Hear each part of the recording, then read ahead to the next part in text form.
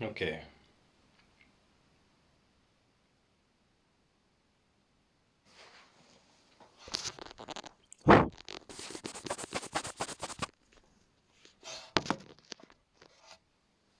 Okay, so I wanted to talk about or highlight something which I've mentioned or talked about a lot, but which can be so easily overlooked, um, so easily missed when you're in it, and that's concepts and belief, especially belief. And I've mentioned so many times that this isn't about belief. This isn't about concepts. It's what I'm pointing to or attempting to point to is completely non-conceptual.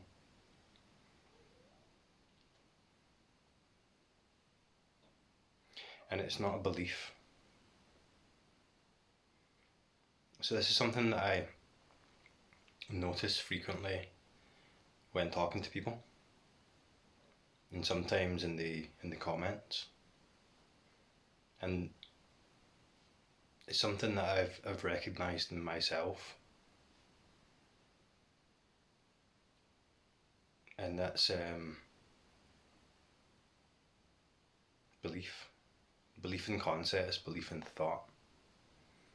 A belief is an identification with a thought or a concept or an idea.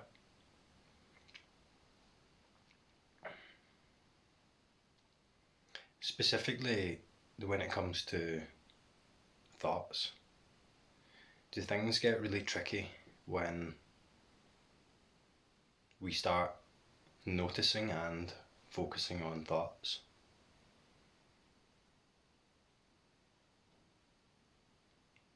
And the thought isn't the problem. So when we make an enemy of thought, when we resist the thought, automatically in that there is a belief that the thought is a problem, the thought is something bad. And who is it that holds that belief, that's made that judgment?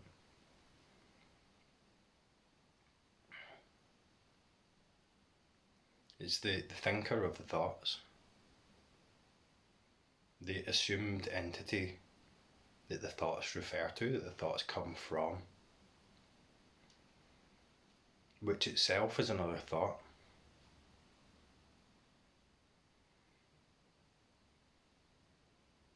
Which itself is that which seems to be identified with the thought, that which believes the thought. This is so easily overlooked when we get caught up in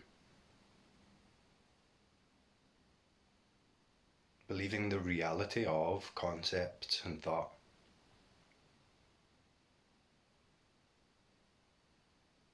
That a thought is just a thought.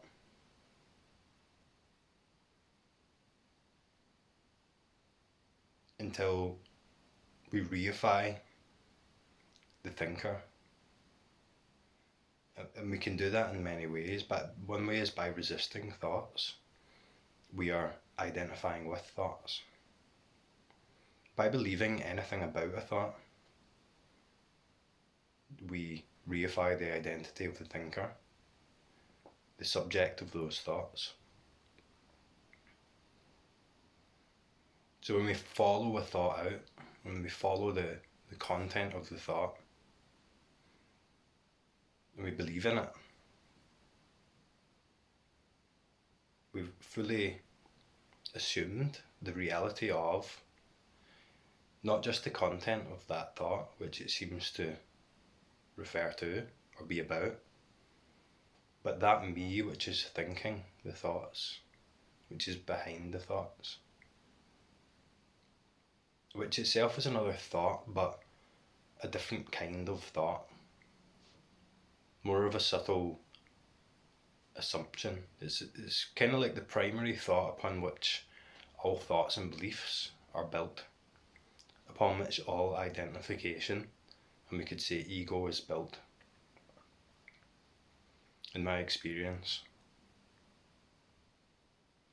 A thought is just a thought until there's a me, an entity that makes a problem out of the thought by resisting it.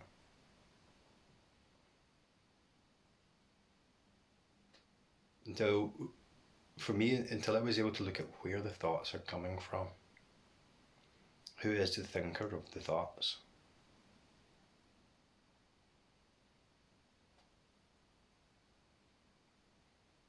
who is the subject to which the thoughts refer to.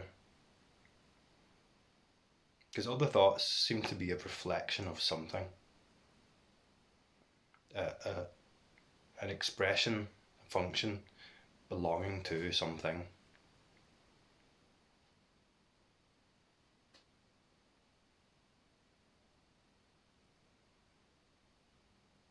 And that's why you hear people say turning around, turning your attention inward, turning around and looking there. Where are the thoughts coming from? Not looking outwards towards the objective reality that the thoughts are about, but inwards towards the subject. It became very clear here for me that the problem wasn't the thought. I described this in the journal I wrote, that the problem, you could say, anything I'm going to say here, right, is a mental model, is a concept, but I'm bound to use mental models and concepts to attempt to point towards something non-conceptual. I've said that a lot, but I'm just going to keep saying it. The problem appeared to be the belief in the thoughts, and what it seemed to be that was believing in, reifying the thoughts, turned out to be another thought. A very subtle, a very assumed thought that just goes unnoticed. It's just overlooked. As soon as you buy into the content of thoughts as a real thing, this is immediately overlooked and assumed, and all of that content will be strengthening this invisible, non-existent idea of the one who is thinking.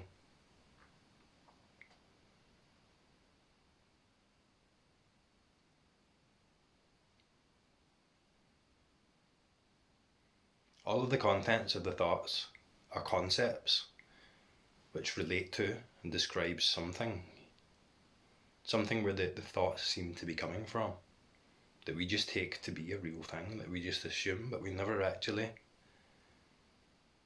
look there for a long time.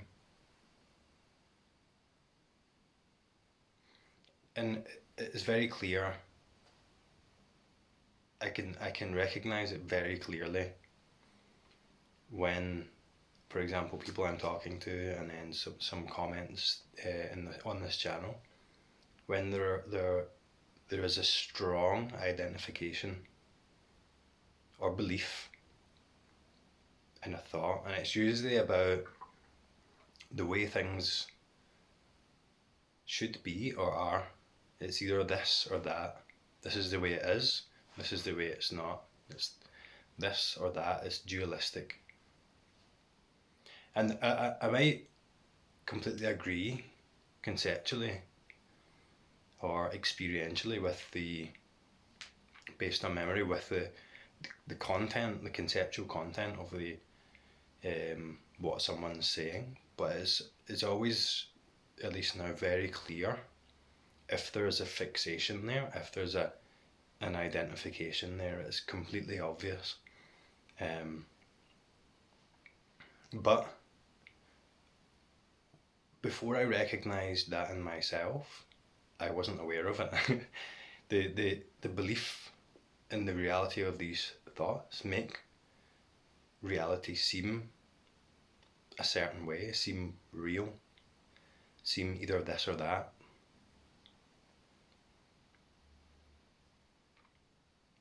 Seem believable.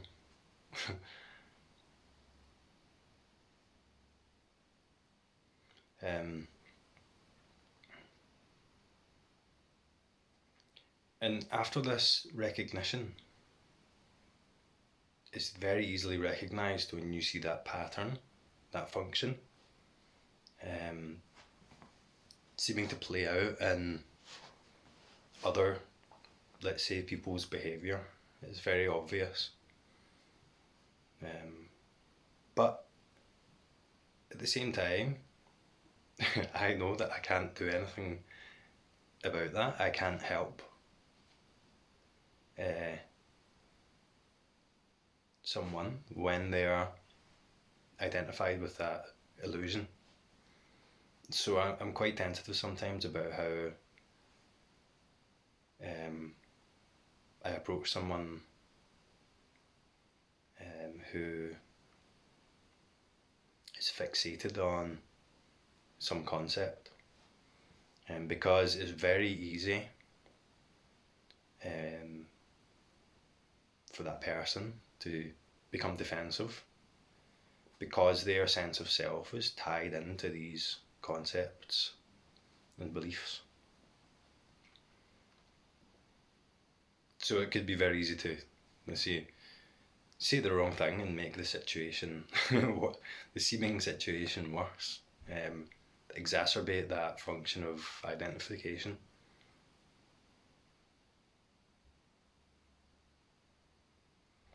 And that is one of the big problems about this channel and me talking about this, because from that space, from that position of belief and identification and conceptual reality, in the mind's version of reality, anything I'm saying will be perceived through the filter of the mind, through the filter of these concepts and beliefs. So it will seem like I'm saying something that I'm not. That to which I'm pointing to will be missed very easily. Um,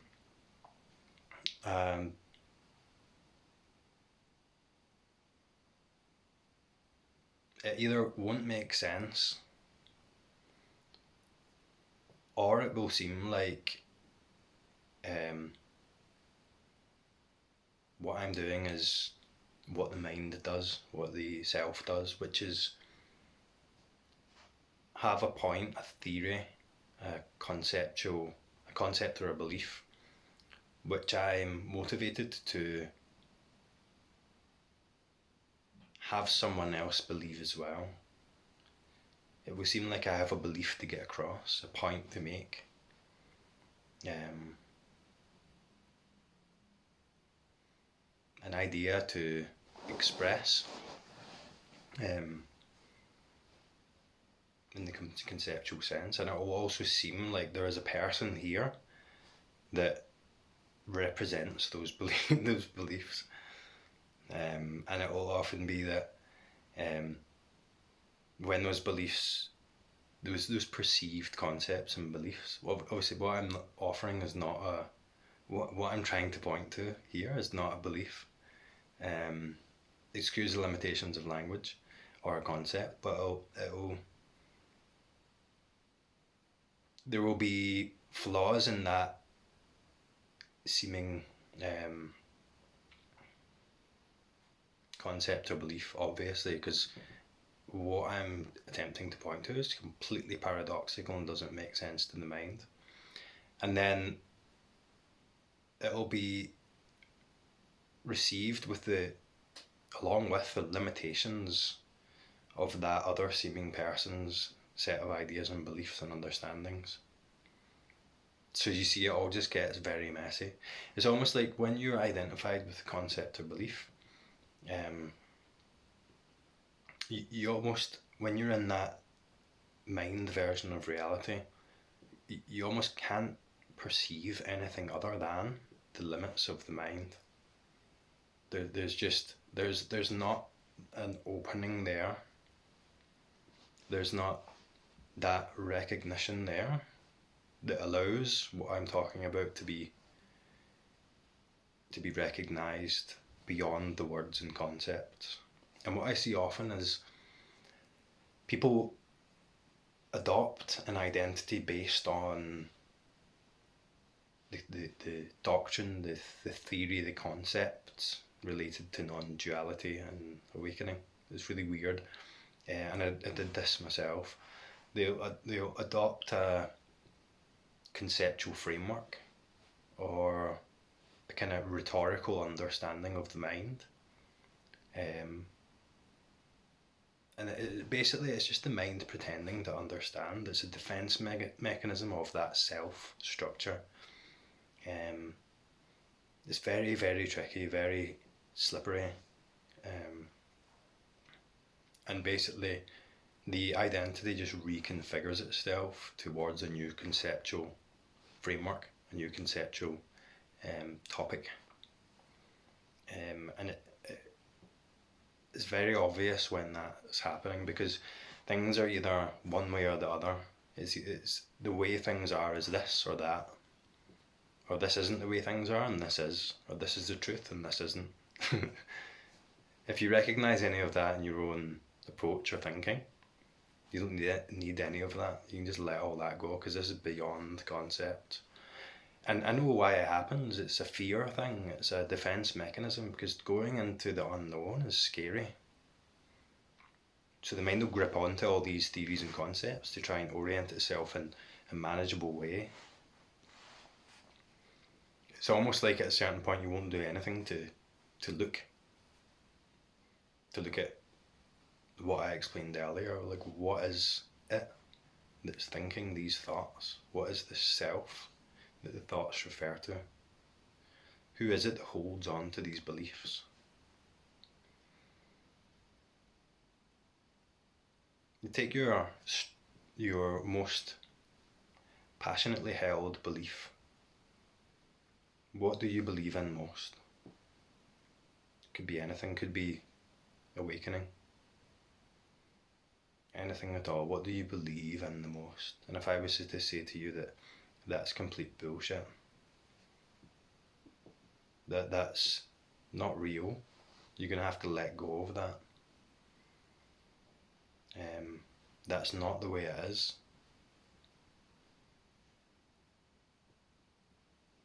But how would that make you feel? Does it make you feel defensive? Is there a visceral kind of reaction there? Do you feel like countering that with an argument or another concept?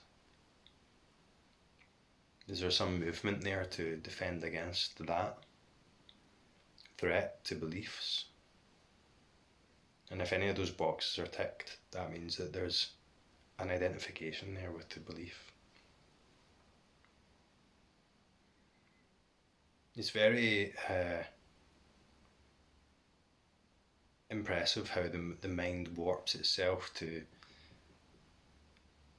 and reconfigures itself to adopt a new set of beliefs, so that it can just say, I'm safe here, I can continue to be overlooked here.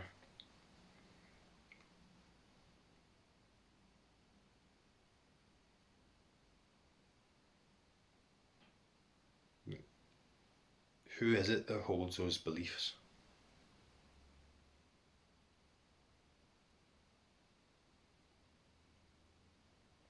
Who is it that's making a problem of the thoughts?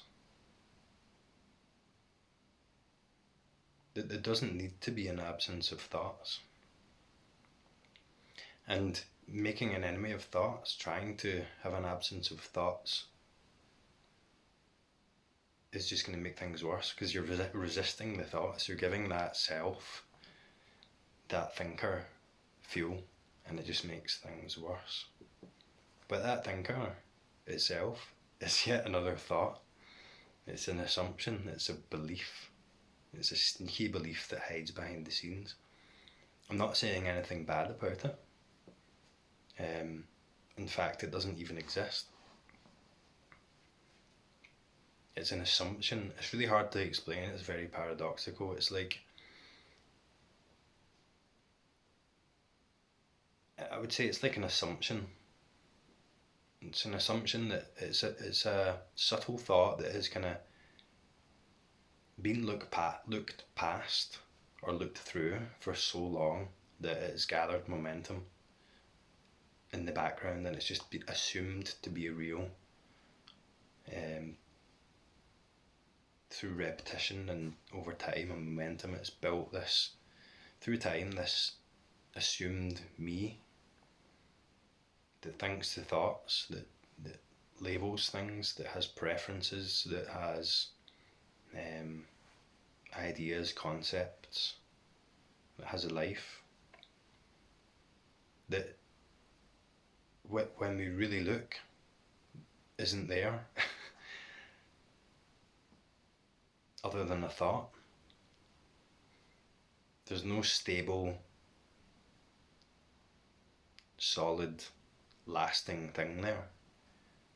It's just a bunch of thoughts that reflect other thoughts, that inform other thoughts, to create this amazing illusion that there is a me here, that there is a me that relates to a world out there that is separate from it, or that relates to concepts, that holds these opinions, these beliefs and ideas.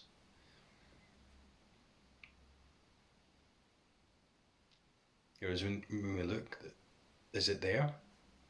Can it be found?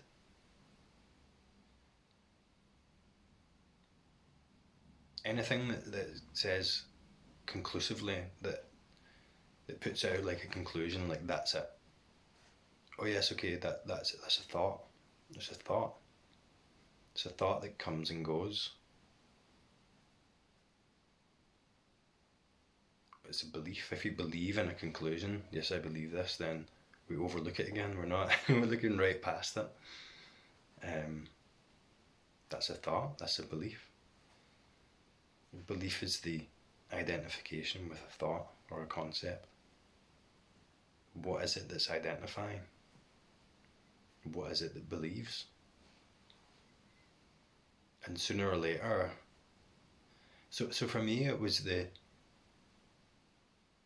clearly seeing that it was all just thought, that there was no thing in there, the me in here that related to the world, that related to my thoughts, that resisted my thoughts, that wanted to meditate, that was seeking, was just a thought. And once you clearly see that, or once that is clearly seen, it's over. It's done. Because there's no invisible discrete entity in here that's seeing it, and that just blows this whole thing open. It just blows the whole thing open. It just annihilates all those this or that conclusions, boundaries, limits, ideas, very limiting ideas and concepts about it's either this or that. This is either one thing or the other. So limited. And then what's revealed is the unknown, but it's revealed to no one.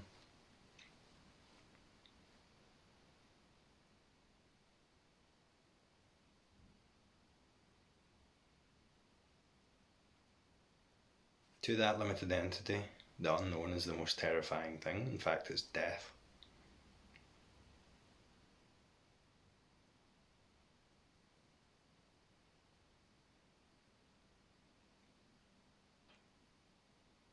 So anything I can say, anything you can say, anything I can think, anything you can think, anything I said since the start of this channel, none of it's needed. You don't need any of it. In fact, it's, not to put a label on it, but it's probably just all bullshit. It's just empty. It's just thought, or it's words. It's expression. It's sound.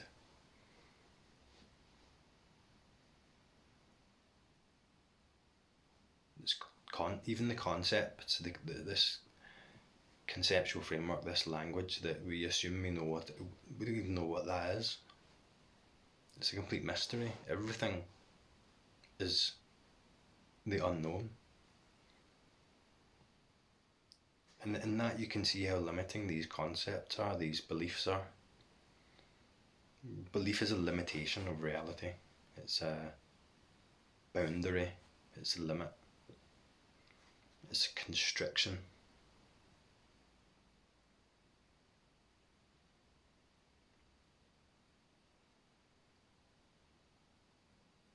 So anything you think you've learned or know about awakening,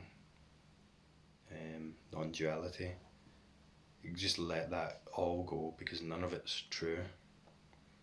There is no ultimate truth. There is no way it is. They're just thoughts, they're just ideas, concepts. Turns out pretty much everything is a thought. Apart from what isn't.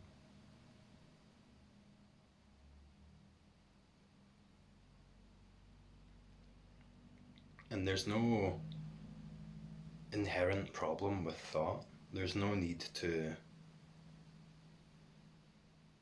get rid of a thought. There's no need to resist thought.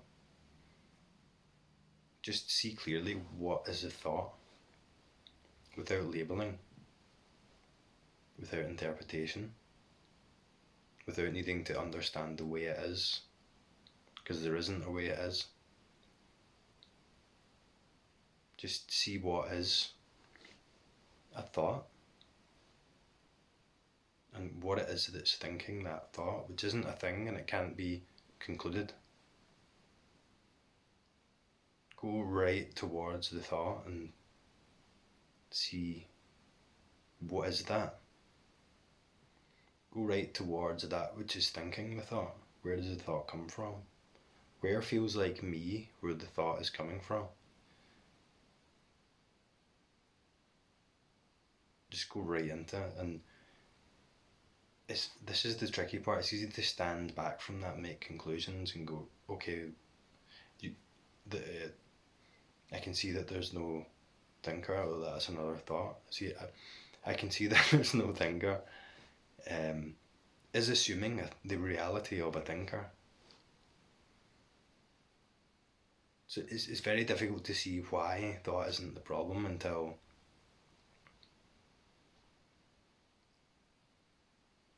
I suppose until thought quiets down to the extent where that subtle layer of thought is, I guess, more accessible. Maybe a bad way of putting it. In fact, there's no good way to put this, but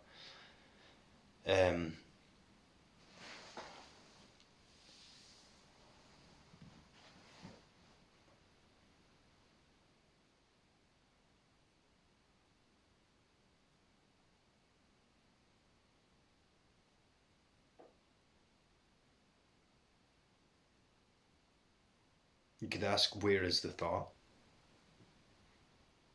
Where is the me that thinks? But this has to be experiential. Don't try and resist thought. Don't try and avoid thought. Just move towards it. Become acutely aware of what it is that's thinking, what the thought actually is, what any of this experience actually is. And as a result of that, thoughts tend to quiet down. When it's clear that to which the thoughts refer, the thinker, is but another thought, then there's no struggle, there's no resistance. But you're not looking for anything, because you're not looking to find anything, and you won't find anything. It's not like that. It doesn't require conclusions. It doesn't happen in time.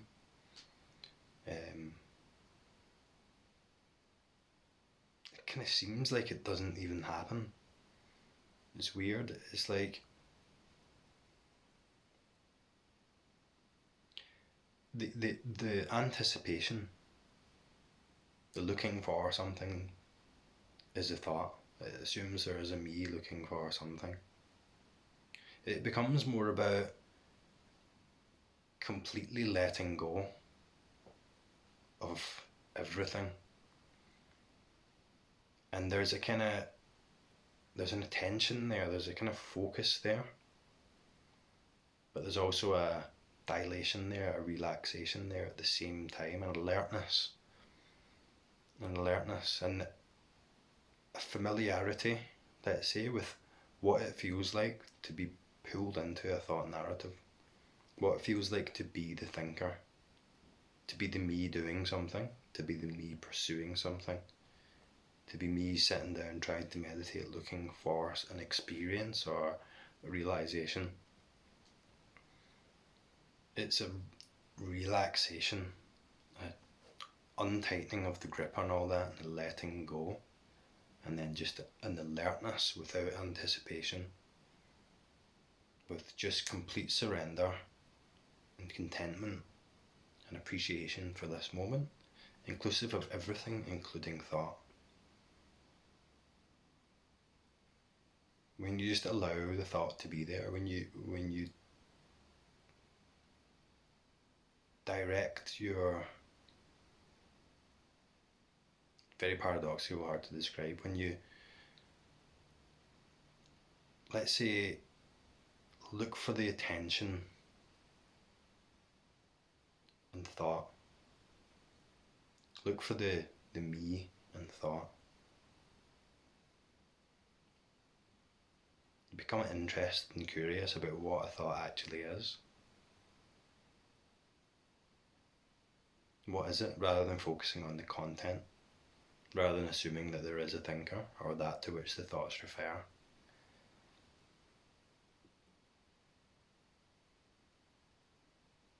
So look for the next thought. What will be the next thought? What does it feel like? What does it say? Does it feel like there's a me thinking that thought?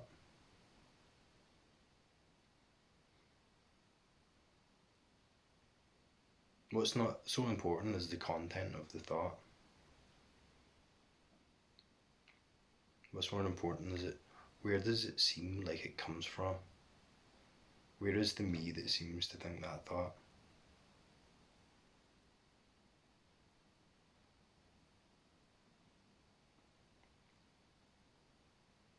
What knows the thought?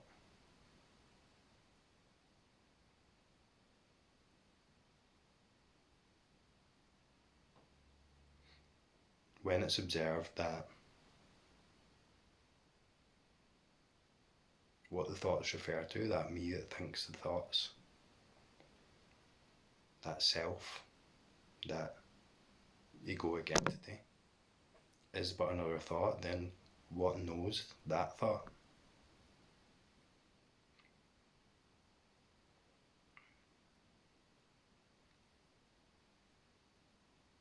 What is it that knows all thoughts? What am I that is aware of all thoughts?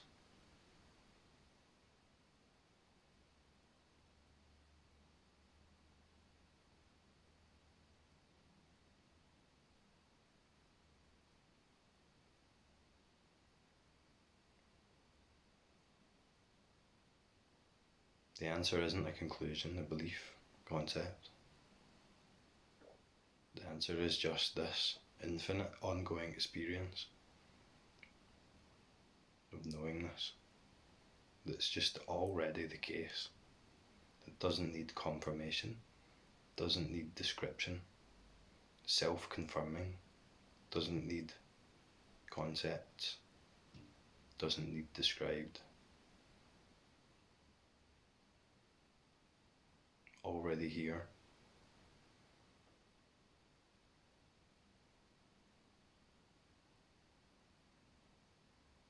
Contains all thoughts, contains all experience.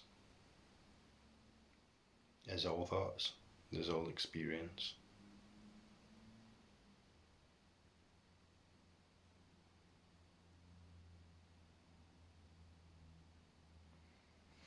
Anyway, that'll do for now. Talk to you next time.